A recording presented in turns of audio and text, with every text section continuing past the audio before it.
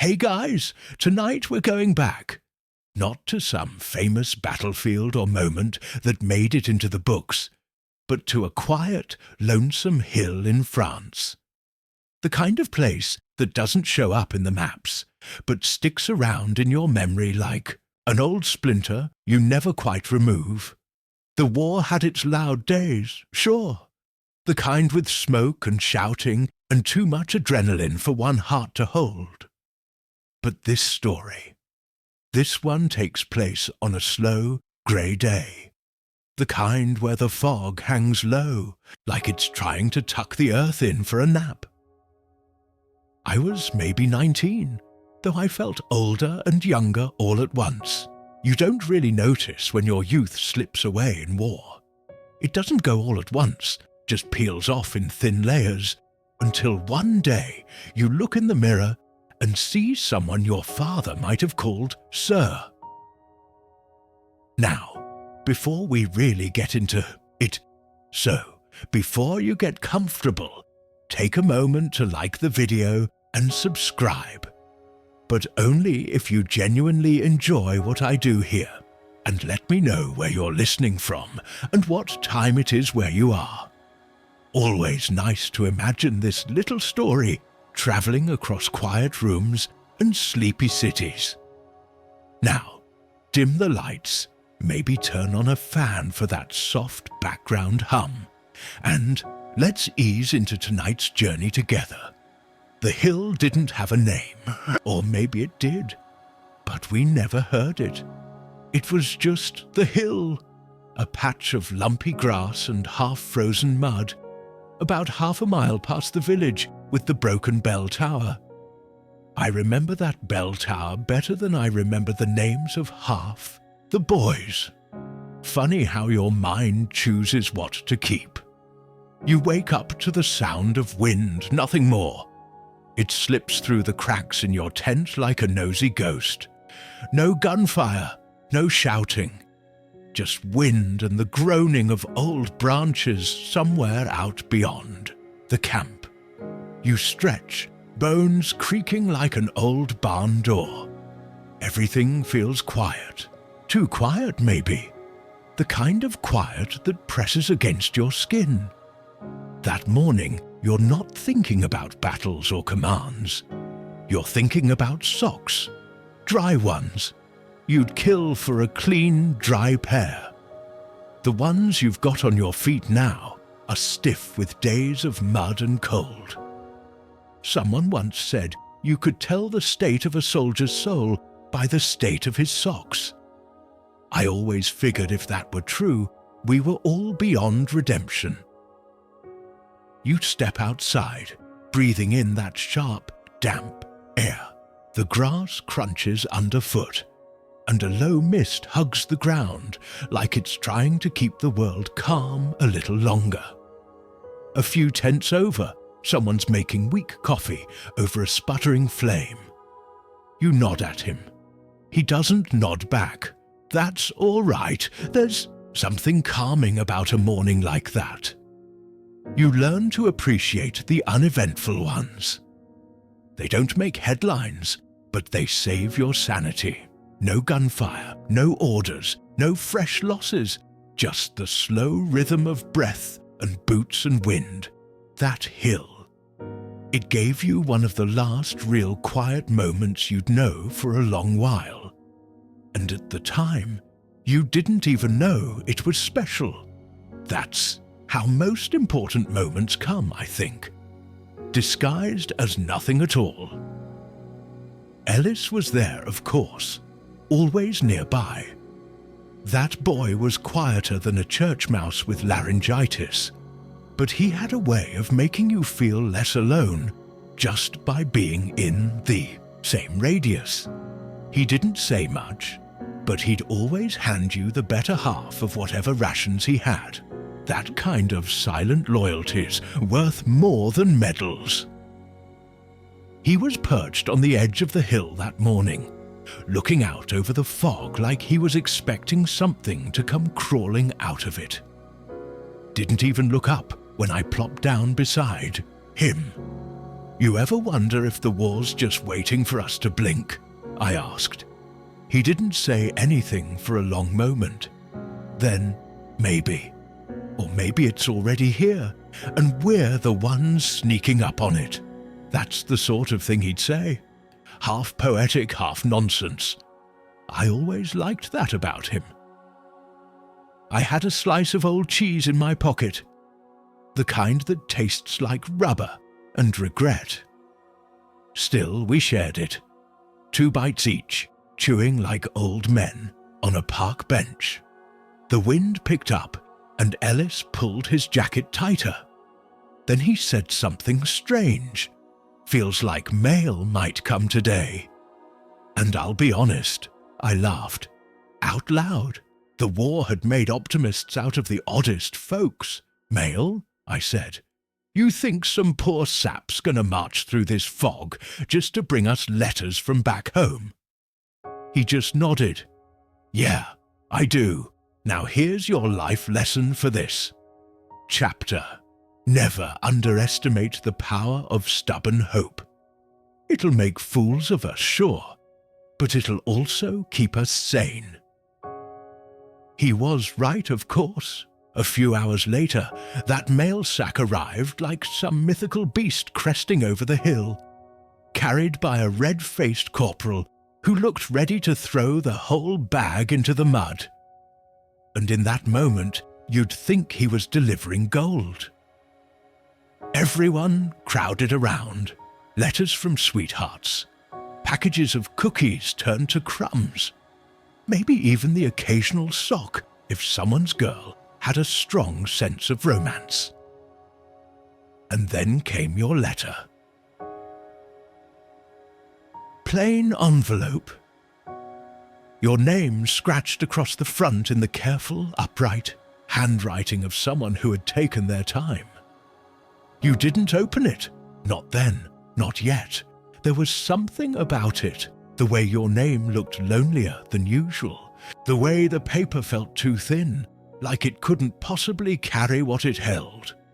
So you slipped it into your pocket and told yourself, "Later, when the fog clears, when the tea's hot, when my hands stop shaking, any excuse will do when you're not ready to face the truth wrapped in a postage stamp." Funny how a hill like that, just a lump of ground with no name, can become sacred in a man's memory. Not because of what happened, but because of what began. The shift in your chest, the quiet crack in your heart. And that, I suppose, is the thing about memory. It doesn't follow the rules. It keeps what it pleases. A hill, a fog, a letter that hasn't been opened, a friend who always shared his cheese. You didn't know then, but that hill would stay with you. Not because it was where something ended, but because it was where something waited, waiting to be opened, waiting to be understood, waiting to become a part of you. Night came fast that evening. 1 minute you were watching the fog lift. The next, you were squinting through the black, trying to figure out where the horizon had gone.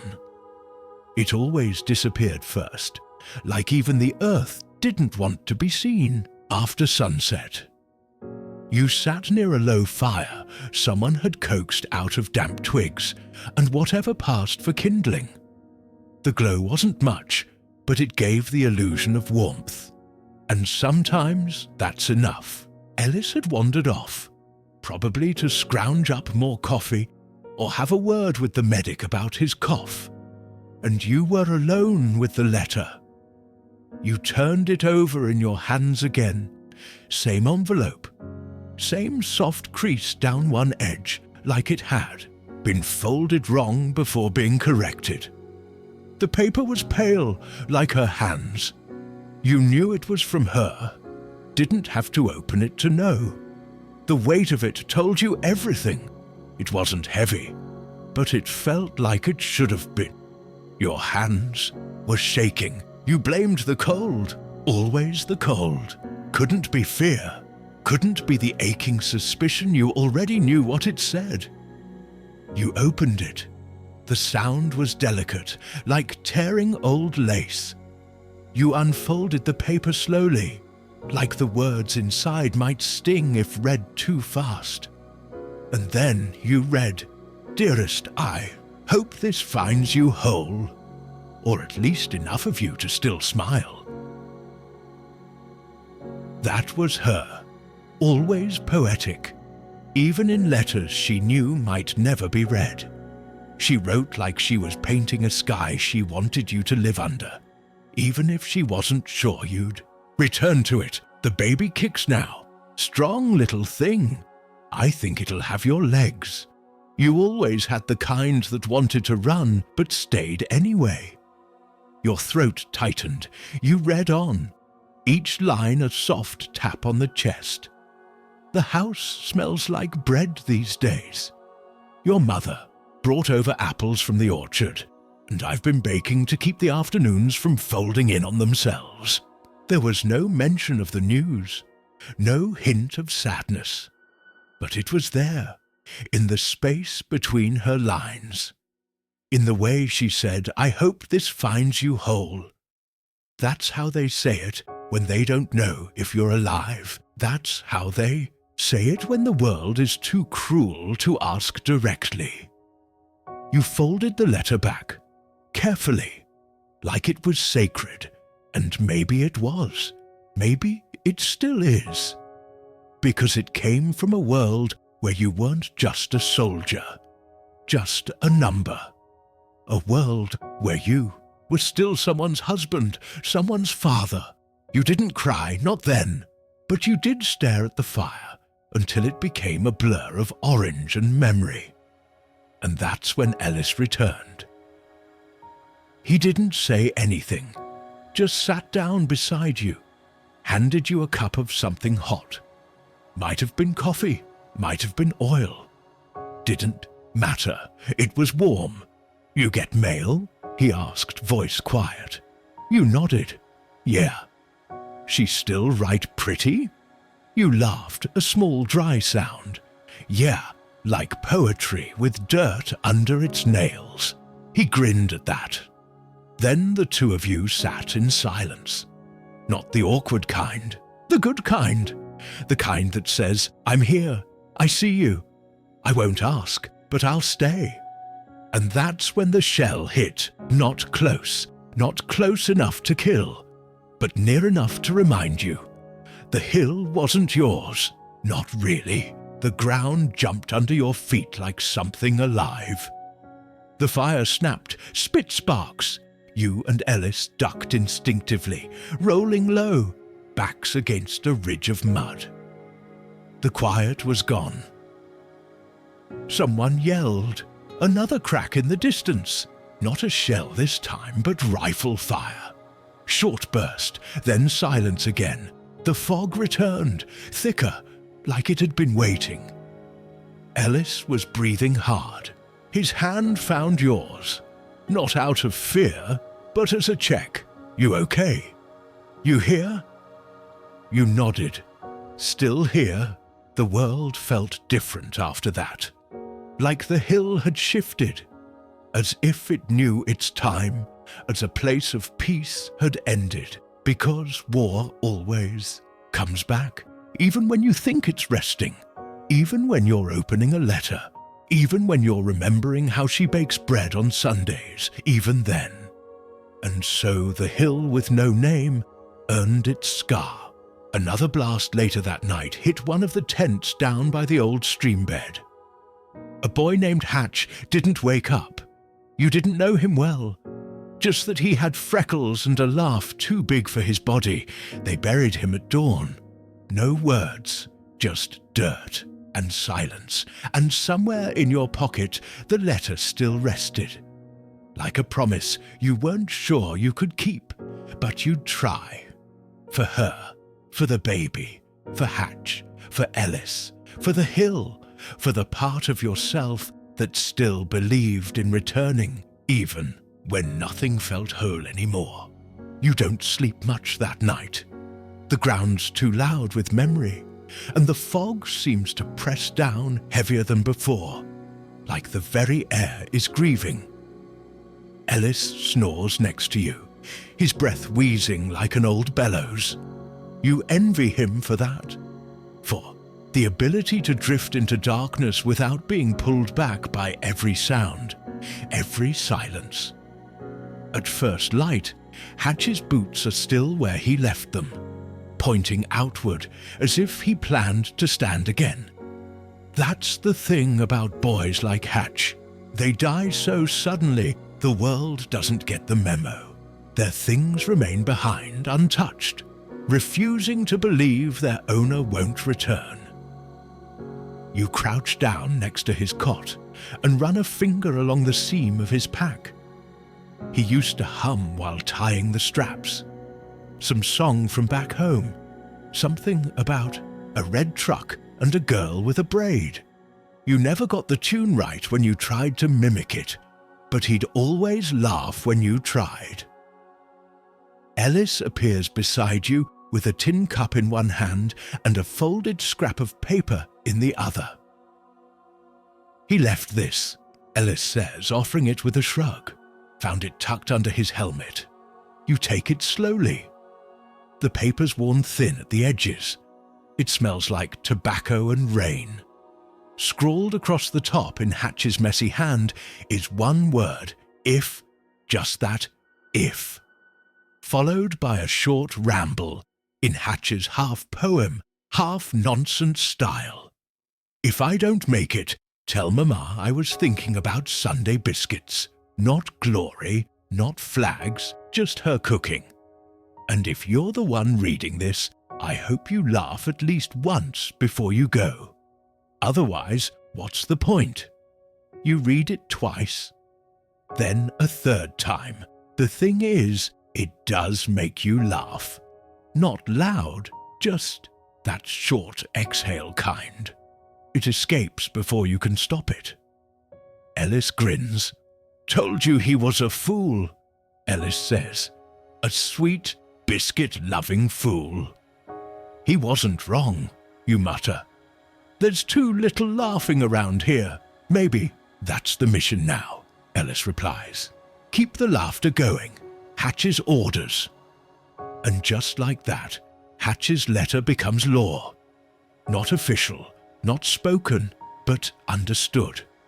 Like an inside joke shared between ghosts and the living.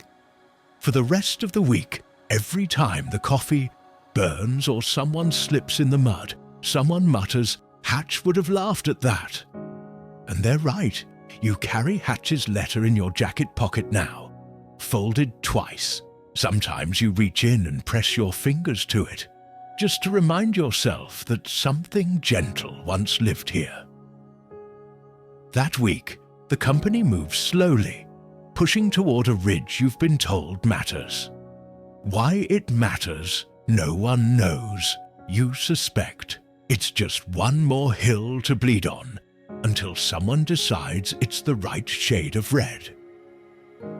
You pass a small barn halfway up, roof slanted like a drunk's hat. Inside is dry straw and a pair of rusted lanterns. Ellis finds a goat. It stares at you both like it owns the place. Ellis, being Ellis, tries to ride it. Giddy up, he says, slapping its hind. The goat doesn't move, just gives a low, unimpressed bleat. That's the problem with goats, you say. Too proud, like French waiters. Ellis falls off 5 seconds later, lands in straw, and starts laughing. A deep belly laugh that rattles your ribs from across the barn. You realize in that moment, it's the first time you've laughed like that in months. The kind that aches, the kind that feels like medicine. Afterward, you sit on a broken crate and share a tin of preserved peaches you found wedged under the floorboards. Ellis says it tastes like candle wax and dreams. You say it's the best thing you've eaten since September. You ever think, Ellis says, mouth full. Maybe Hatch had it right. Maybe we're not supposed to make sense of any of this. Just find the good bits. Peach cans, goats, and stupid letters. Maybe, you say. Maybe courage isn't about bravery at all. Maybe it's just refusing to let the world turn you hard. Look at you, Ellis teases, talking like a man who owns a library card. You shrug. I did, once, lost it in a poker game. Ellis chuckles. Remind me never to loan you anything. You stay in the barn that night. The goat curls up near the fire, breathing loud, smelling worse. Ellis snores again, quieter this time, like even his lungs are content. Before sleep finds you, you fish Hatch's note from your pocket, run a thumb along the creases. You don't read it again. You don't have to. It's already memorized, etched into the soft wood of your thoughts. You think about his line. Tell Mama I was thinking about Sunday biscuits. There's something sacred in that. To die with something warm in your head. Not bullets, not fear, but biscuits. You wonder what you'll think of when your time comes. You hope it's something simple, something true. The way the sun hits her shoulder when she stands in the kitchen. The sound of a baby's hiccup. That first spoonful of soup on a cold evening. The look your mother gave you when you finally came home muddy but breathing. That's what you hope for. That softness survives. That even on a French hill soaked in, echoes, a boy's last joke can still make the living laugh. And maybe that's the lesson, if there is one tonight. Grief doesn't just take. Sometimes it leaves behind a little light too. You wake before dawn, not because of noise, but because of quiet. The kind of quiet that presses into your chest like a heavy hand. The barn is dark, save for the faint glow of embers still breathing in the hearth. Ellis snores softly from the other side, curled like a cat beneath a worn blanket. The goat, still there, still judgmental, stands motionless in the doorway, ears perked. You had a dream. You're not sure how much of it was real. There was a church bell ringing, but it echoed wrong, like it came from under the sea. Then you were back home, on the front porch with your father, who never spoke much unless it was to curse or correct. He handed you a cup of tea, which he never drank in life, and said, "Son, forgiveness is just memory without anger." You'd wanted to ask what he meant, but in dreams, questions don't come easy. Before you could speak, the bell rang again, and the porch turned to ash.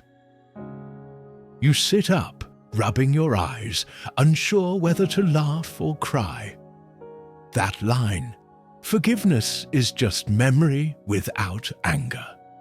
It stays with you, not because it makes complete sense, but because it almost does, like something you once knew before the world made you forget. Ellis stirs. You all right? Had a dream, you say. Weird one. He yawns and mutters, "Was I in it? Hope I was better looking." You chuckle. "No, just my father. He said something odd." "Dead folks always do in dreams," Ellis says, turning over, "because they know we're listening harder. That stays with you too. You dress slowly, lacing up your boots like a ritual. The leather's cracked at the heel now. Every step lately has its own voice. You think about that church bell in your dream and how it sounded off-kilter, like a memory trying to correct itself. Back home, you and your father didn't part on good terms. You told him you were enlisting, and he called it a fool's errand. said, "You want to play hero? Go dig a well." You stormed out, said some things you never got the chance to unsay. You've carried that with you, through drills and mud and nights like this. It's a quiet burden, not heavy enough to break you, but just loud enough to keep sleep shallow. And here, on this forgotten French hill, your father comes back in a dream and offers tea, as if to say, maybe we're all right, you and me. That's the thing about forgiveness. Sometimes it doesn't come with an apology. Sometimes it's just an old man handing you a cup and saying nothing at all. You step outside. The morning air is cold enough to sting, but softens as you breathe into it. The world is painted in silver dew, and the horizon is thinking about turning orange. You walk a little, past the edge of the barn, to where the hill rolls down into a sleepy grove. Find a flat stone and sit. You don't say anything out loud. You just close your eyes and imagine your father beside you, sipping tea he never liked, wearing the hat he never took off even at dinner. You sit like that for a while, not praying, not hoping, just remembering without anger. When you return to the barn, Ellis has brewed something resembling coffee. "Tastes like regret," he says, handing you a cup. You sip and make a face. Regret, and maybe boot polish. "Deluxe vintage," he replies. 1917. You both laugh and it lingers. A good, slow laugh, the kind that doesn't need a punchline. Later that day, a runner arrives with a crumpled note. You're to move north in 2 days. Something about strategic repositioning, though it always just feels like wandering in circles with heavier packs. Ellis reads the note and sighs. I was starting to like the goat. You look over at it, still watching, probably judging. He probably likes you too, you say. In his own silent, disapproving way. You spend the rest of the day helping an older corporal reinforce the barn's back wall. Not because it's needed, but because keeping your hands busy keeps your thoughts from pacing. The man talks about home, about his wife's tomato garden, and how the squirrels used to steal the ripest ones. Squirrels? He says, shaking his head. Tiny criminals. You nod. My aunt used to swear she caught one eating jam out of the jar. Lifted the lid and everything. No kidding? Swore it. Said he even put the lid back on after. He whistles, slick little devil. It's nonsense, but it's the kind that makes the air feel lighter. That night, you share your dream with Ellis. He doesn't say much, just listens, nods, then he says, You ever think maybe forgiveness is a gift you give yourself? You say.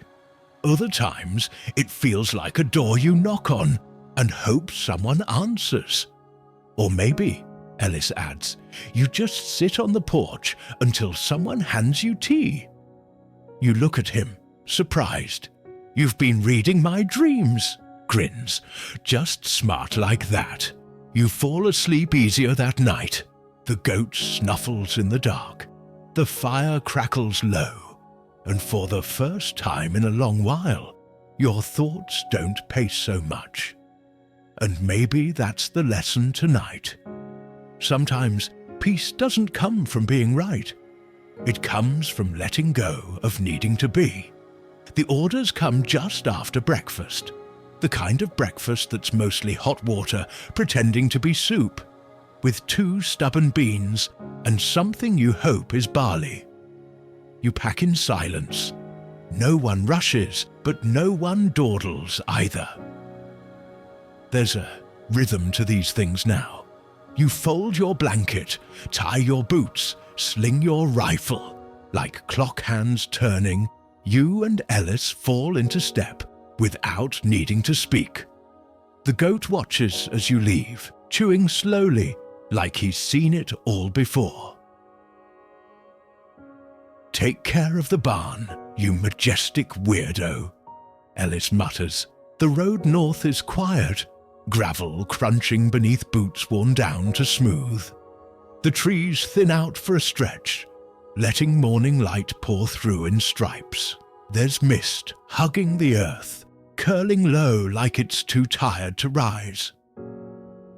You walk for miles, only stopping to sip water from your canteen and stretch a complaining calf. Around midday, you come across the ruins of a village. Nothing dramatic, just half-standing homes and hollowed shops.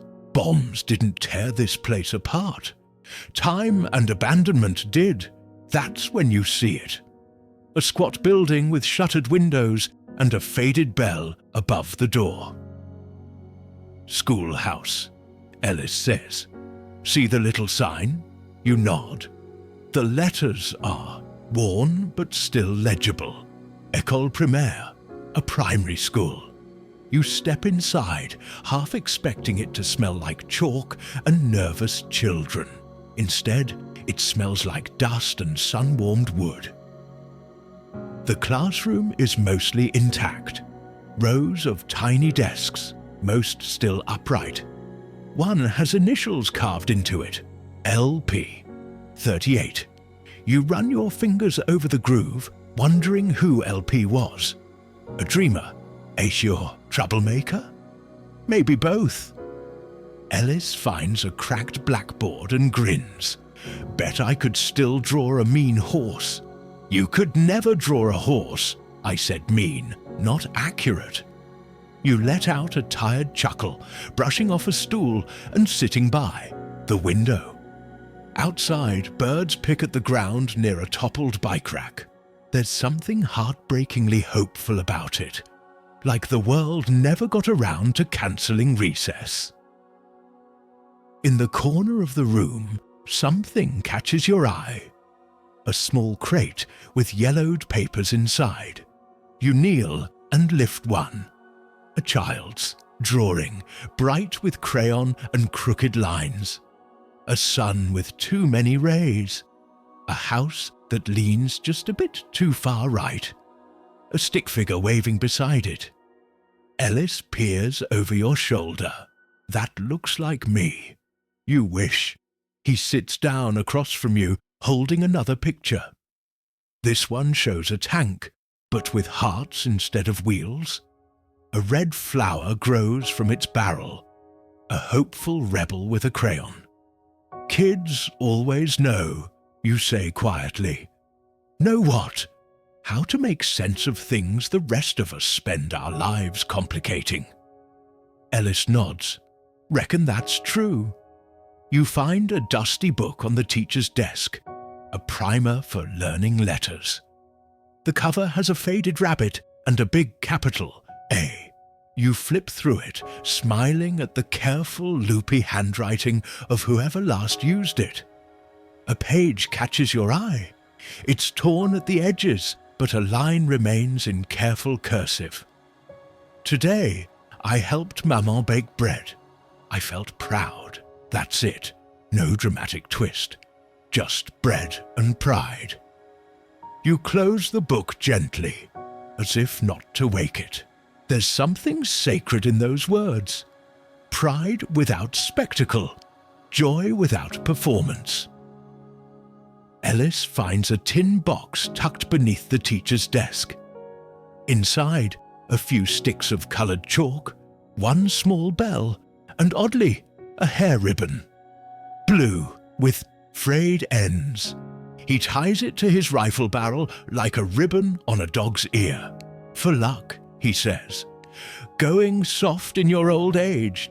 "Old age? I'm 32. "Exactly. Ancient. You stay there longer than you probably should, but no one complains."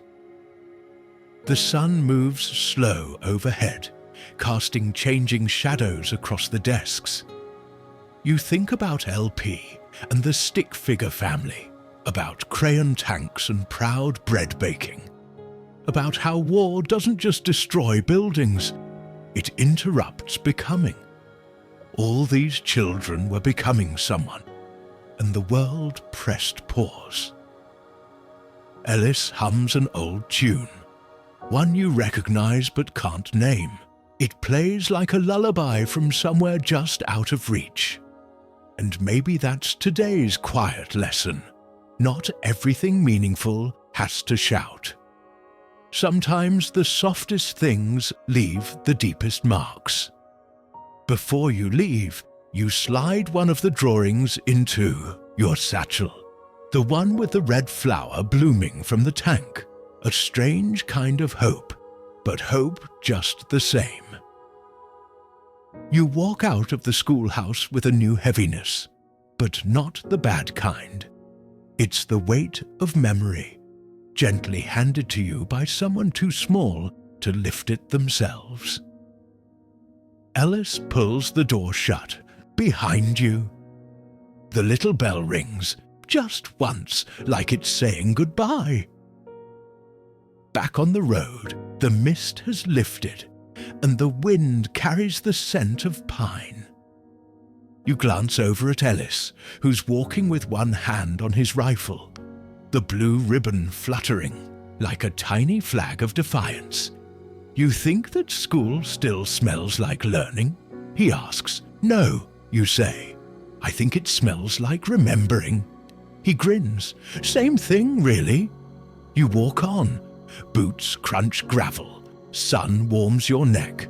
And in your bag, a child's drawing shifts with your steps. Proof that even in the ruins, there's room for blooming. That night, when you finally rest beneath a pine canopy, your dreams are gentler. And somewhere between sleep and waking, you wonder, maybe hope isn't a thing you wait for. Maybe it's the thing you carry when you have nothing else. The trail winds off the main road just before dusk, where a crumbling stone wall leans under the weight of ivy and years. You wouldn't have noticed the gap in the brush if Ellis hadn't paused to retie his boot again. That man's laces were as stubborn as he was. "Hold up," he says, peering through the overgrowth. "You smell that?" You do. Faint, sweet, like summer afternoons bottled and uncorked. Grapes. You step off the road and push aside the tangle of branches, and there it is. A forgotten vineyard, asleep beneath a sky bleeding orange into soft lavender. The vines are overgrown, wild with neglect, but still heavy with clusters of dusty purple fruit. Ellis whistles low. Well, I'll be. You both drop your packs. The vineyard stretches farther than expected, neat rows interrupted only by time. The trellises are worn, some collapsed under the weight of their own history. And yet, the grapes remain, resilient, clinging. You reach for a cluster and pluck one grape. It's warm from the sun, almost glowing. You pop it into your mouth, and the flavor hits instantly. Intense, bold, a sweetness soaked in sunlight. It reminds you of something or someone. You close your eyes. There was a girl once, Marie. Auburn curls, chipped front tooth, always humming some tune you never quite recognized. You were 16. She was 15 3/4, which she insisted counted. You kissed, her in the back of the church garden during a summer dance, behind a curtain of roses and the smell of wood polish. It wasn't dramatic, no fireworks, just the soft surprise of it. Her fingers cold from lemonade, her laugh caught halfway in her throat. You remember thinking, if this is what growing up feels like, I don't mind it so much. Ellis is munching grapes like a man raiding a royal banquet. You ever think about how some things don't need permission to grow? You raise an eyebrow. Like this place, he says, gesturing to the unruly vineyard. Nobody's tended it in years, and yet here it is, still doing what it's meant to do. You nod. Reckon some hearts are like that. He grins. You're getting poetic on me again. You started it. You find an old stone bench near a half-fallen arch. Carved into its back is a name, Celeste, the letters smooth and weather-worn. You imagine her sitting here once, maybe reading a book, maybe waiting for someone who was late. Maybe she's still waiting. The vines rustle, gently in the breeze, leaves whispering secrets in a language you can almost understand. You sit back, letting your muscles rest, the grape's aftertaste still lingering like a soft memory. Ellis leans against a low wall, one foot propped up like he's about to paint the scene, instead of trudge through it. We should have been vintners, he says. You know, men of leisure. With your work ethic. Hey, I'd hire strong lads. I'd supervise. Maybe write poetry on barrels. You chuckle. You drink all the profit. Only the good stuff. The sun slips further down, casting long shadows through the crooked rows. You look at the vines, untamed but alive, and something quiet settles in your chest. Maybe it's not the perfectly pruned things that endure, but the wild ones, the ones that don't ask permission. A small bird lands nearby, hopping between leaves, pecking at the ground. It tilts its head toward you, then darts off again. You watch it vanish into the vines, just as the sky darkens into velvet. You, and Ellis don't speak for a while. Not out of silence, but because some places ask you to listen. The wind picks up. It smells like soil and sweet rot, like time and fermentation. You think about Marie, about her lemonade fingers, about the way she disappeared from your life with the same quiet grace as she entered it. Ellis eventually breaks the silence. You think there's a trick to holding on to things that matter. You sigh. No trick, just attention and luck. He nods, as if that answers everything. And maybe today's lesson is this. Life ripens whether you're ready or not. Shintioe, sweetest moments often sneak up on you, burst open and vanish, leaving nothing but the memory of taste. You get up, brush the dust from your trousers, and pluck one last grape for the road. It's smaller, more sour, but no less real. You pop it into your mouth anyway. Even bitterness has its place. Ellis raises a pretend glass. To Celeste, you raise yours back. To Marie. You step back onto the road, feeling the soft pull of gravity in your shoulders. Your pack feels heavier, though you haven't added a thing, unless you count a pocket full of wistfulness. The vineyard fades behind the trees, swallowed by the coming night. But the taste lingers, like first kisses, like old laughter, like the certainty that some things bloom without permission. And that's what makes them beautiful. The clouds roll in quiet at first, long and slow, like the yawn of an old hound dog.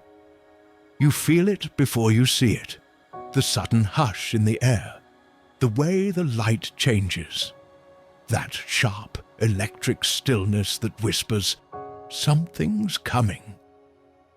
Ellis is ahead, whistling off key again, this time something vaguely resembling La Vie en Rose. He's swinging his arms like the day belongs to him, and maybe it does. Then the first drop hits, big, fat and cold, right on your neck like the Sky tapping you to say, "Not so fast, boys." You barely get the word rain out before it comes down in earnest. Not a drizzle, a curtain, like someone upstairs knocked over a whole basin of water and didn't think to apologize. Ellis lets out a holler like a boy on summer break. "Quick, over there!" You follow his finger to a silhouette, something crumbling and tall just off the trail. At first, it's just shapes. Then you see the stone steeple leaning slightly. Then the wooden door, warped and half open. A church. You both bolt, boots slipping in the mud, rain soaking through your uniform. You hit the doorway just as thunder rumbles deep in the earth. Inside, it's dark, but dry, thank heavens. Smells like wet ash, rotting wood and something. Sweet. Wax, maybe. Or incense, long gone. Ellis kicks the door closed behind you, coughing and laughing. Well, add divine timing to our list of battlefield miracles. You take off your cap, water pouring from the brim. Think he'll mind us squatting in his house? Ellis snorts. "He owes me one." The nave is stripped bare. No pews left, just outlines in the dust where they once stood. Vines creep through broken windows. The altar's cracked and half. The roof is missing, open to the darkening sky. But in the back corner, there's a huddle of old chairs, and above them, a stained glass window that somehow survived. It shows a figure in robes, hands outstretched. The face is worn smooth, features faded, but the light pouring through still paints the floor in colors. Deep blue, amber, soft green. It's like standing inside someone else's memory. You sit down in one of the chairs. It creaks naturally. Your knees creak louder. Ellis flops beside you with a groan. Reckon this was someone's sanctuary. You glance at him. Maybe it still is. The rain drums steadily now. On the roof, on the stones, on the world. And with it, a hush settles. Not silence, but stillness. The kind that makes you notice your own heartbeat, the sound of your breath. You lean back, close your eyes, and just like that, you're in another church. Back home. Smaller, warmer. The one on Pine Street with the creaky red door, and Miss Myrtle's choir that couldn't carry a tune in a wheelbarrow. Your mother used to press a hand to your back during hymns, singing loud and off-key, and you'd think, how can anyone believe? This much in anything? She'd bring fresh flowers every Sunday, like clockwork. Said it was about honoring something greater, even if that something had gone quiet. Funny, isn't it, how belief doesn't always come with answers. Sometimes it just sits with you, steady as breath. A candle in a drafty room. Ellis whispers, you pray. You open your eyes. The colors from the window dance across his face. Sometimes you answer. Not always for things to happen. Sometimes just to remember someone did. He nods. Yeah, I get that. You don't talk for a while. The rain becomes a rhythm, like an old hymn hummed in the background. No words, just feeling. Maybe that's all faith is. A quiet agreement between you and something unseen that says, I'll keep going if you keep showing up. Ellis shifts. I used to think belief was for fools or farmers. But lately, you wait. Lately, I think I've been praying without knowing it. Every time I hope you don't get shot. Every time I hope this damn war ends before I run out of cigarettes. Every time I see a kid smile at us like we're heroes. You look over. That's not foolish, Ellis. That's human. He nods again, like he needed permission to believe that. Maybe today's lesson is this. You don't have to name the thing you hope for. You just have to keep hoping. That's enough. You rise and walk to the window. The colors shift across your chest, warm and strange.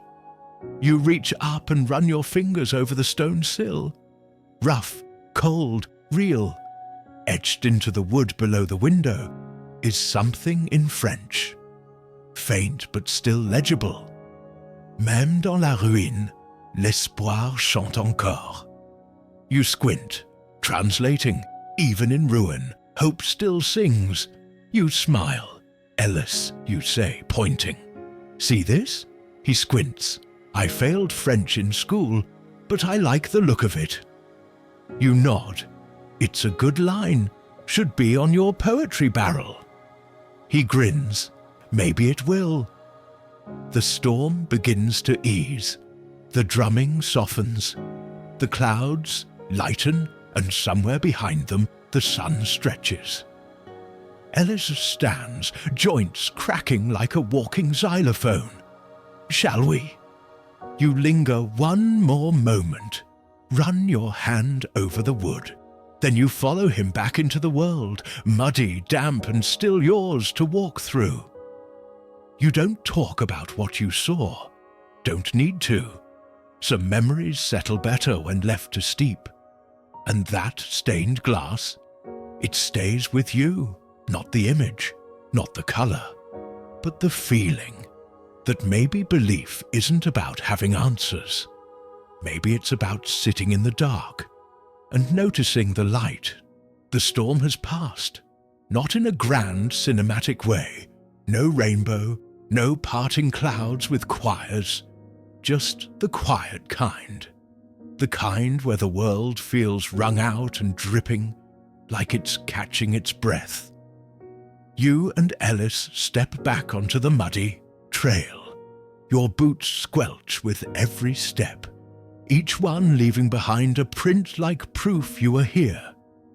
The air is sharp with petrichor, that after-rain smell that makes everything feel new again. And beneath it, earth, moss, and the faint trace of smoke from some chimney far off. Someone's home still burns wood, still makes stew, still waits. Ellis is quiet now, unusually so. You match his pace, neither of you rushing. There's nowhere to be, just the road, the trees, the small puddles that reflect the world back in broken pieces. About a mile down, just past a bend in the path, you spot it. A cross wooden, hand-carved, leaning slightly, wrapped with a strip of olive drab fabric, frayed and knotted at one corner. Flowers, fresh ones, rest at the base. Yellow wildflowers. Someone still comes here. You stop without meaning to. Ellis nearly walks past before he sees your face. You know him? You nod. You don't have to look at the name. You already know it. Private First Class, David H. Mercer. April 3rd, 1920, June 18th, 1944. He kept his promise. Your brother. Your knees don't give, but they try. You step forward slowly, as if the moment might break if you're too heavy with it. Ellis takes a respectful few paces back. You kneel, your fingers tracing the edge of the wooden cross. Someone carved it deep and clean. No cracks yet. You brush a leaf from the flowers.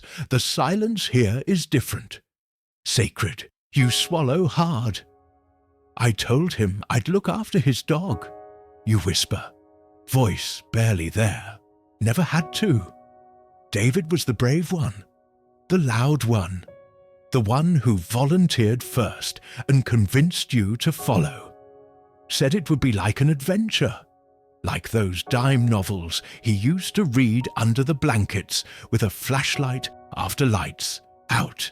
He was dead before you saw combat. A landmine, they told you. Quick, instant. You never got to say goodbye. Never even saw the body. Just a letter. And this grave. Here, by a bend in a quiet trail where the trees lean in like they're listening. You reach into your pocket and pull out the small tin you've been carrying since July. Open it. Inside, the chain from David's dog tags. A worn photo of him holding the family mutt, banjo, and a coin. A 1917 Liberty dime. You place the coin at the foot of the cross. He always said he'd flip this to decide big things. You murmur. College or no? Ask Mary Lou to dance or not? You pause. The words catch. War or not? The trees don't answer, but they hold the moment. Ellis finally walks up, slow. He doesn't speak, just lowers himself beside you, legs crossed. Sorry, he says. You nod. Then a thought rises. Unwelcome, heavy. Sometimes I think he got the easy way out. Ellis doesn't flinch. Doesn't offer some moral bandage, just lets the silence sit for a while before answering. Maybe, he says, but then he doesn't get to see how it ends. You glance over. Ellis is staring at the flowers. That counts for something, he adds. You think about the promise, the one you made in the rain, kneeling by a telegram, before you ever saw what war really looked like. You'd said you'd make it back, that you'd live for the both of you, but lately, that promise has felt like a debt you're failing to pay. Ellis speaks again, voice low. You think you're keeping that promise just by breathing, but maybe that's not what he meant. You raise an eyebrow. No? Ellis turns to you. Maybe he wanted you to live, really live, laugh like a damn fool, fall in love, plant a tree, name your kid Banjo just to spite the world. You chuckle, short, sudden. The ache in your chest eases just a little. I don't know how to do that anymore, you admit. Ellis shrugs. Start small. Maybe start with writing him a letter. You'd look back at the cross. Write a letter to a dead man. You nod slowly. Maybe that's where it begins. You both sit for a while longer, letting the world return to its usual pace. Then you stand. Dust off your knees. The trail still stretches ahead, winding and soft in the waning light. Ellis throws an arm around your shoulder, race you to that fence post up ahead. You smirk. You'll pull something. Already did, my pride, and off he runs, boots pounding, limbs flailing like a scarecrow in a gust. You follow, not fast, not slow, just moving, and maybe that's enough for today. Maybe keeping a promise is less about carrying someone's memory like a weight, see, and more about letting it walk beside you. You and Ellis take slow, steady steps down the path, leaves crunching beneath your boots, the fading light softening the shapes around you. The air feels cooler now, heavier with the scent of damp earth and wood smoke lingering from distant chimneys. You notice how the forest seems to breathe alongside you, alive but patient, like an old friend listening without interrupting. Ellis's silence stretches out long enough that you almost forget he's there, until he finally speaks. Quiet, almost, hesitant. You ever wonder what comes after all this? After the fighting? After the letters and the crosses? You shrug, feeling the weight of the question settle over your shoulders like a worn coat. Sometimes. Mostly, I just try not to. Ellis nods, eyes fixed on the ground. There was a girl before all this, back home. I never told you. You glance at him, surprised. He's not the type to share much. Gruff and private, like a locked trunk no one's dared pry open. What's her name? You ask softly. Claire, he Dulce says. She lived on a farm not far from here before the war took me away. You want to say something comforting, but the words feel clumsy in your mouth. Instead, you listen. Ellis's voice lowers further, like a secret whispered between ghosts. I promised I'd come back. Told her I'd build a life we'd both want, but every time I think about that promise, it feels like a ghost I can't catch. The path opens up to a clearing, and there it is, an old farmhouse, half swallowed by vines and shadow. Windows broken, door hanging on crooked hinges, a husk of a place frozen in time. The fading sun casts long fingers across its weathered wood, making the peeling paint glow faintly gold. You step closer, drawn in by some quiet pull of memory and mystery. Ellis lingers behind, gaze heavy with something you can't quite name. You push open the door with a creak that echoes through the empty rooms.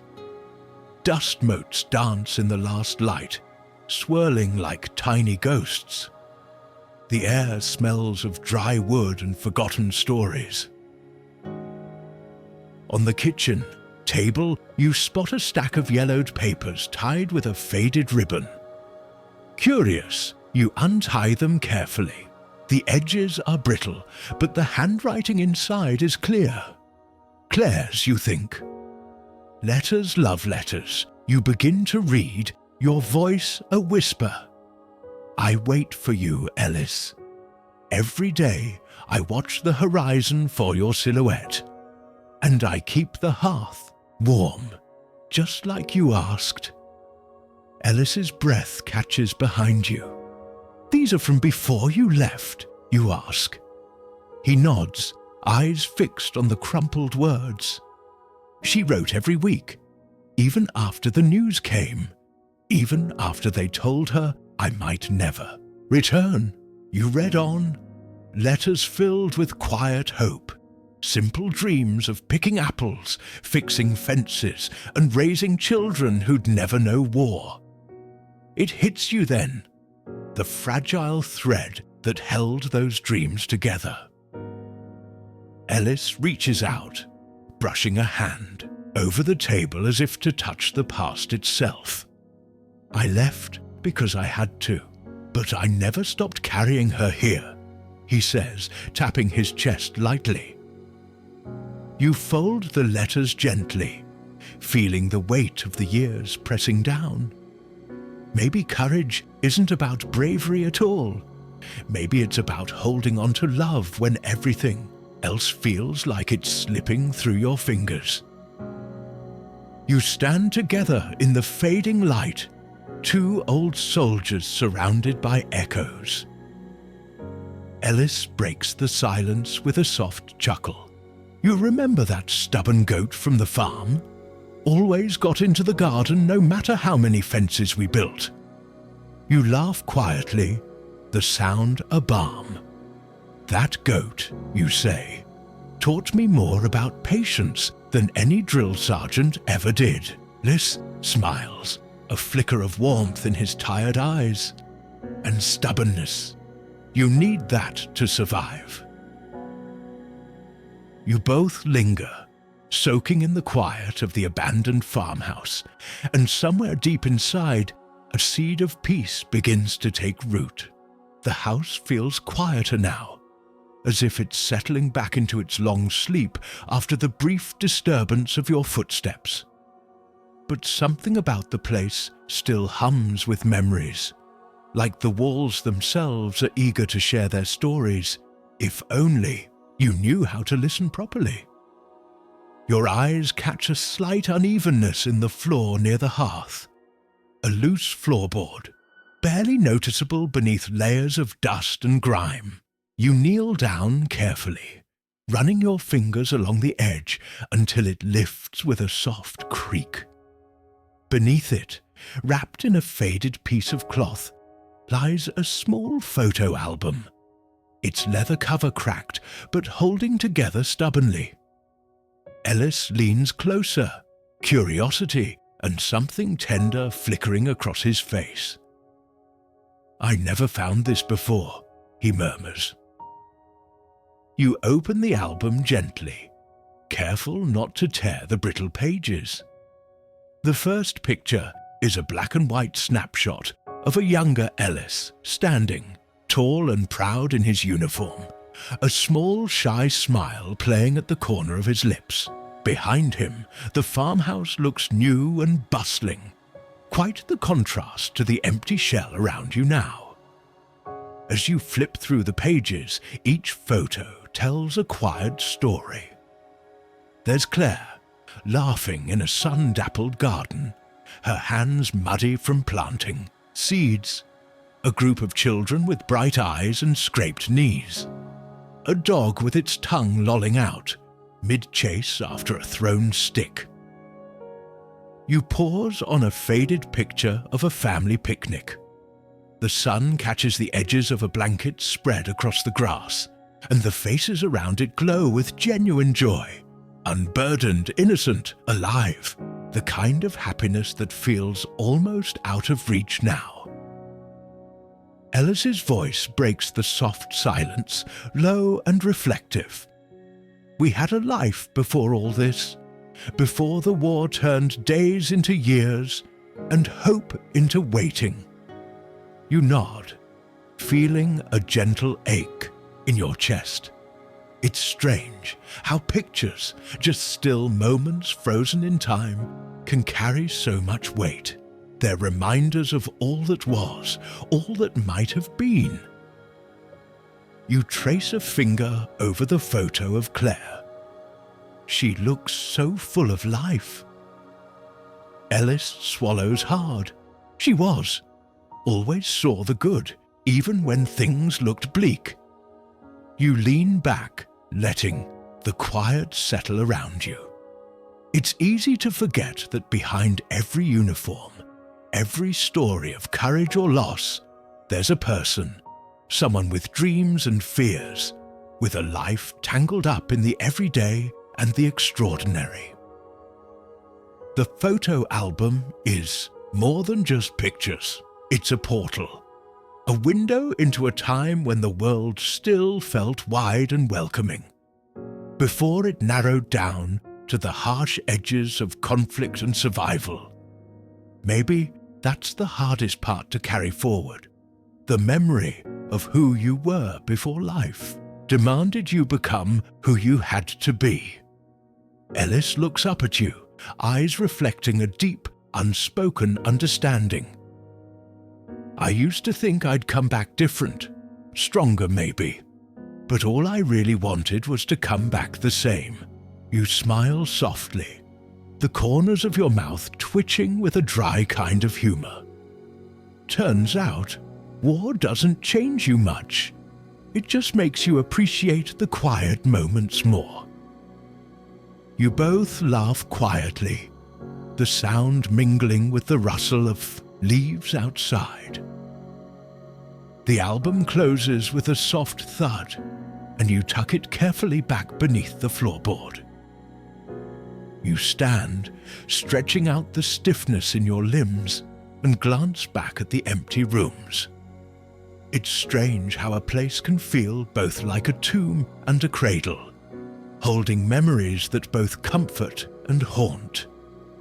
You think about that stubborn goat again, and how it never gave up no matter how many fences were built. Maybe memory is like that goat. Persistent, wandering back when you least expect it, reminding you of the past in its own stubborn way. And maybe, just maybe, that's what keeps us moving forward. The night has a way of wrapping itself around you like a familiar quilt. Soft, dark, and somehow comforting in its endless stretch. Outside, the crickets sing their slow, steady lullaby. And somewhere in the distance, an owl hoots just once, as if marking time with the stars. You find yourself sitting on a weathered log, the rough bark pressing gently into your back, the cold creeping in between the cracks of your uniform. Ellis sits beside you, the silence between you feeling less like emptiness and more like something shared. A quiet conversation that needs no words. You remember those nights on the French hill, the ones that stretched into forever, when the only thing keeping you from unraveling was the presence of the men around you. You remember the way a simple nod, a shared cigarette, or even just the sound of someone breathing could be a lifeline. Maybe courage isn't about bravery at all. Maybe it's just about holding on to these little moments, these fragile threads of human connection, when everything else feels like it's slipping away. Ellis breaks the silence with a soft chuckle. You ever notice how the quiet times feel the loudest? You grin, nodding slowly. Aye, it's like the night's holding its breath, waiting for something to happen. You both laugh quietly, the sound mixing with the night air like a secret shared between old friends. The stars above glitter faintly, each one a pinprick of light against the velvet black. You find yourself tracing constellations you haven't thought about in years. The Big Dipper, Orion's Belt, names learned in childhood under a sky much like this one, but far from the battlefields and sorrow. A cool breeze rustles the leaves, carrying with it the faint scent of pine and earth, grounding you back in the present moment. You breathe it in deeply, the smell a small comfort against the harshness of memory. You remember how, on those long nights, the men would talk about everything and nothing. Their hopes, their fears, silly stories about home and dreams that seemed almost impossible. It was in those talks that you found a strange kind of peace, the kind that comes from knowing you're not alone. You look over at Ellis, who's staring up at the sky with a thoughtful expression. Funny how trust can grow in the darkest places, he says softly. You nod. It's like the silence itself becomes a kind of language. You think about the life lesson tucked into that thought, that sometimes it's the quiet moments, the pauses between the chaos, where real courage and connection live. And perhaps that's why even now, decades later, these memories settle softly into your heart, because they remind you that no matter how dark the night, there's always a flicker of light, a shared breath, a gentle touch, a knowing glance that carries you through. Ellis nudges you gently with his elbow, a small knowing smile tugging at his lips. You remember that goat from the farm. You chuckle softly, the image vivid in your mind. That stubborn goat, forever trying to find its way over fences, never quite giving up, no matter how many times it got turned back. Yeah, you say, that goat had more grit than half the men I knew. And in that moment, as the night stretches on and the stars keep watch, you understand something simple and profound, that resilience isn't about never falling, but about the quiet, steady strength to keep trying. You settle back against the log, the cool night wrapping around you like a balm. Your thoughts begin to slow, drifting gently, as if carried on the breeze itself.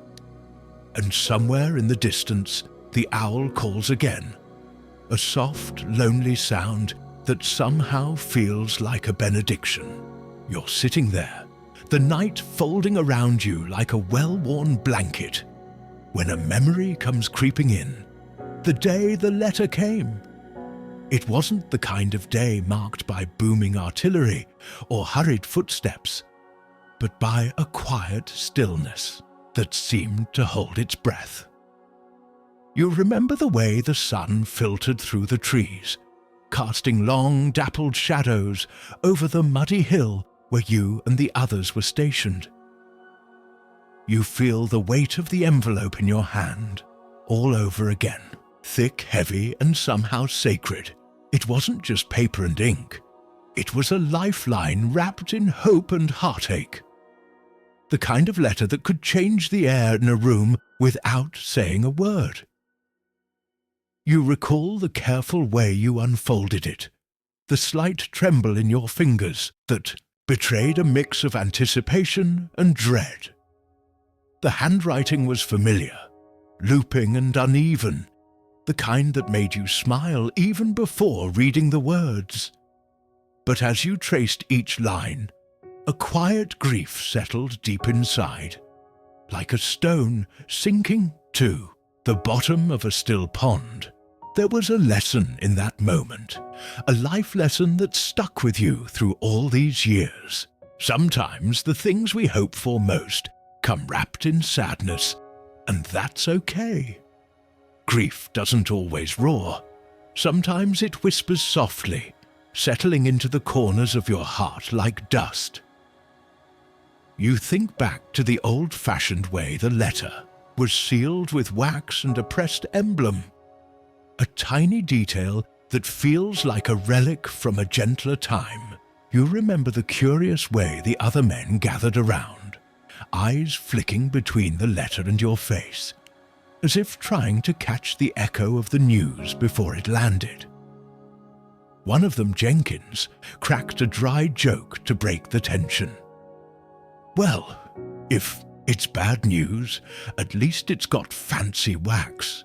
You smiled then, despite the heaviness. Jenkins always had a knack for making light of the darkest moments, a trait that's more valuable than any medal. The letter spoke of home, the quiet village you left behind, the garden your sister tended, the creaky porch where your mother waited every evening with a hopeful heart. But it also carried the bitter news of loss, a reminder that the war was not just about distant battles, but about the lives quietly unraveling far from the front lines. You remember how, after reading the letter, you sat back against the rough bark of a tree, letting the weight settle around you like an old coat. You could almost hear the faint rustle of leaves, like whispers from a time when life was simpler and the future wasn't shrouded in uncertainty. Maybe that's the strangest part, how hope and grief can dance so closely, weaving a tapestry of emotions that's hard to unravel. Maybe that's the true courage, learning to carry both without breaking. You glance over to Ellis, who's watching you with a soft, understanding look. Letters like that, he says quietly, they're more than words. They're reminders. You nod, thinking about the stubborn goat again, how it kept trying to climb over fences, even when it seemed impossible. Sometimes you suppose the letter was like that goat, persistent, messy, and stubbornly full of life. You tuck that thought away gently, like a secret treasure, because, despite everything, the letter was also a connection, a thread that tied you back to a world waiting patiently on the other side of the war. And as the night deepens, you find a strange comfort in that, the knowledge that even in loss, there's something that endures, something that keeps you moving forward when all else feels uncertain. You settle back into the quiet, the crickets resuming their gentle chorus, and you allow yourself to drift, with the memory soft, slow, and full of the bittersweet wisdom only time can bring. You wake to a sky heavy with grey, the kind that feels like the world itself is holding its breath. The air is thick with dampness, the smell of wet earth and pine mingling in a way that's oddly comforting. It's the kind of morning where the rain seems more like a soft sigh than a storm, just enough to blur the edges of the day. You remember the quiet moment that followed, something so small it might have slipped past unnoticed if you weren't paying close attention. A stranger, barely older than you, from the nearby battalion, steps forward with a crust of bread in hand. No grand speeches, no dramatic gestures, just a simple offering, a shared crust, warm and broken between fingers weathered by war. You feel the weight of that kindness even now, how it softened the sharp edges of fear and fatigue. It's the kind of moment that doesn't make the history books, but it stays with you, lingering like the faint scent of smoke after a fire's died down. There's a lesson here, one you didn't realize at the time. Sometimes the smallest gestures carry the heaviest meaning. A piece of bread, shared in silence, can be a lifeline stronger than any weapon. You chuckle quietly to yourself, recalling how that same soldier had a habit of humming old tunes, songs that seemed out of place in a war zone but somehow made the days bearable. You'd never had much of an ear for music, but those melodies slipped into your mind, unwinding the knots of worry just enough. You think about how, back home, your grandmother had a garden filled with wildflowers, stubborn blooms pushing through cracks in the sidewalk. You used to think that stubbornness was a nuisance, but now you see it's a quiet form of courage, much like the soldier's kindness on that misty morning. Maybe courage isn't always about bravery on the battlefield. Maybe it's about the persistence of kindness, even when the world seems too heavy to bear. You glance over and catch Ellis's eye. He gives you a slow nod, like he's sharing the weight of that thought with you. Kindness, he says softly, is the real armor. It reminds you of the old saying your father used to mutter when things got tough. You catch more flies with honey than vinegar. You never quite understood it back then, but you get it now. You sit quietly, the breadcrumbs forgotten on your lap, and let the memory wash over you like the gentle drizzle still falling around the camp. It's these small acts, unremarkable and unseen by most, that hold the fragile threads of hope together. You think about the night ahead, how you'll tuck yourself into a blanket that's a little too thin and listen to the rain tap a lullaby on the canvas above. There's comfort in that rhythm, in the soft repetition of nature's quiet song. And maybe, just maybe, that's what keeps a soldier going when everything else feels uncertain. The knowledge that in a world torn apart, there's still room for simple kindness and stubborn hope. You lean back against the cold earth and let your thoughts drift, feeling the slow pulse of the world settling down for the night. The rain hums softly, a lullaby for the weary, and you find yourself ready to rest, wrapped in the quiet warmth of a shared crust and a gentle melody long after the last echo fades. The night settles in like a soft blanket, heavy with the scent of pine and damp earth. You find yourself sitting on a worn log beneath a sky crowded with stars. each one flickering like a distant memory. The camp around you has quieted, the usual chatter and clatter replaced by the gentle breathing of men lost in their own thoughts or sleep. Ellis is there beside you, his voice low and careful as he starts to talk, not about orders or battles, but about dreams, the kind you don't speak of in daylight. You listen as he confesses the small, fragile hopes he's carried all along this road. A letter from home, a safe return, a garden waiting to bloom again.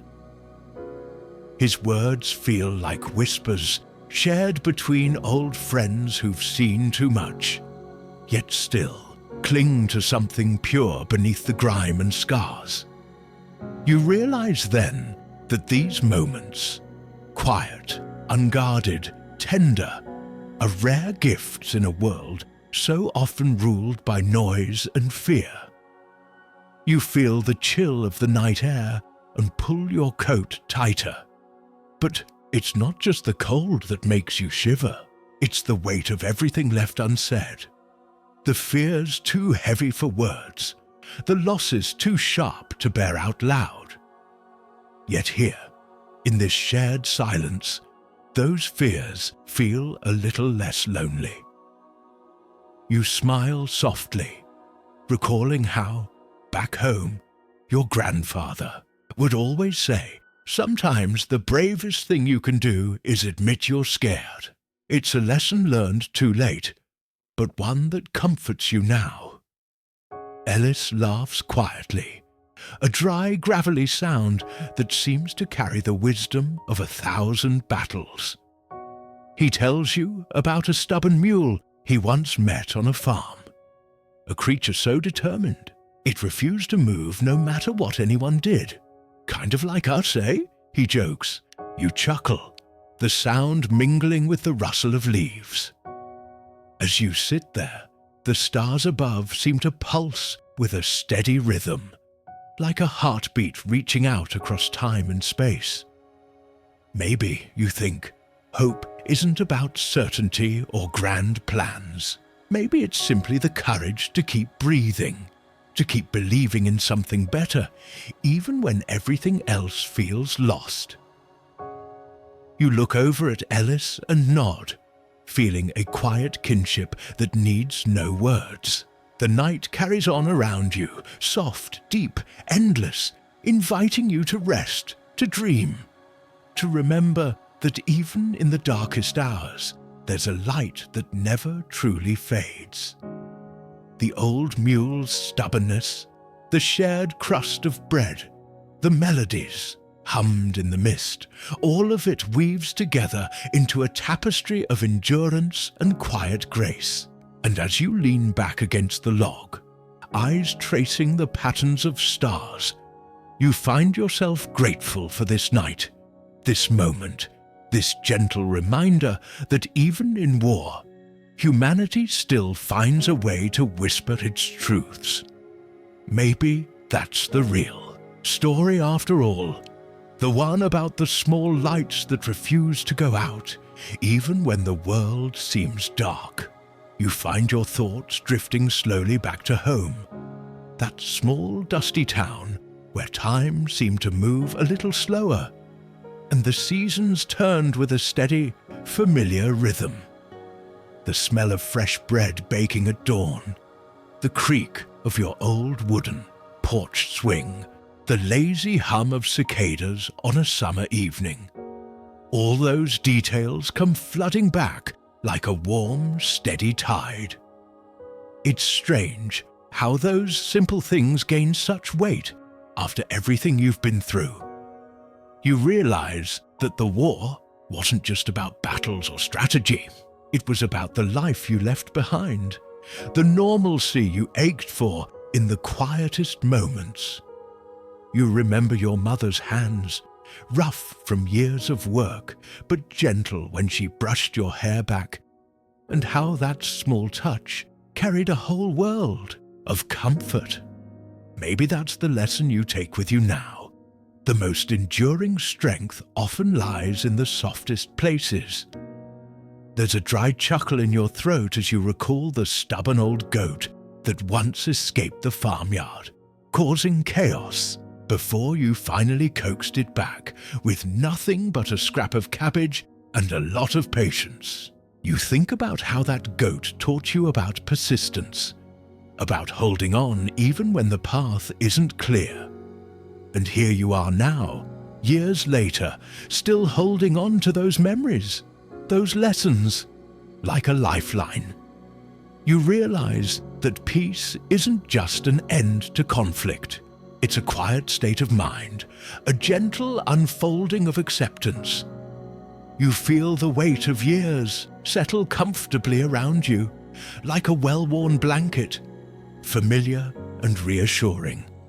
There's no rush, no need to hurry, just the slow, steady breath of the night, the distant murmur of the world settling down, and the soft pulse of your own heartbeat. Maybe that's the final truth, that after all the noise and chaos, the true victory lies in finding a way back to yourself, to the small, quiet joys that make life worth living. You close your eyes for a moment, letting the memories wash over you like a gentle stream, each one a pebble smoothed by time. The world outside continues its endless dance, but here, in this peaceful corner of your mind, you're home. The night wraps around you like a lullaby, soft and steady, and you feel ready to rest, ready to dream, ready to carry those small lights forward wherever the path may lead. You breathe in the calm, the peace, the gentle hush of the night, knowing that in this quiet moment all is well. The night has settled fully now, like a soft quilt tucked gently over the shoulders of the world. You feel the slow, steady rhythm of your breath, the quiet hush of thoughts fading into a gentle stillness. There's a softness in the air, a coolness that wraps around you like a tender embrace, inviting rest. Memories drift by like slow-moving clouds, some bright and warm, others tinged with the gentle melancholy of days gone by. But none of them weigh heavy tonight. Instead, they mingle like old friends gathering to whisper quiet reassurances, the laughter from a long-ago afternoon, the smell of earth after rain, the worn pages of a favorite book left open on a bedside table. These are the small treasures that carry you home. You imagine yourself lying back on soft grass beneath that vast twinkling sky, the cool night air brushing against your skin, crickets singing their ancient lullabies. The stars above seem to pulse with a calm heartbeat, steady and sure, like a guardian watching over you from afar. There is peace here, in this space between wakefulness and dreams, a gentle place where the mind can wander freely, soothed by the warmth of remembered kindness and the quiet courage of those who came before.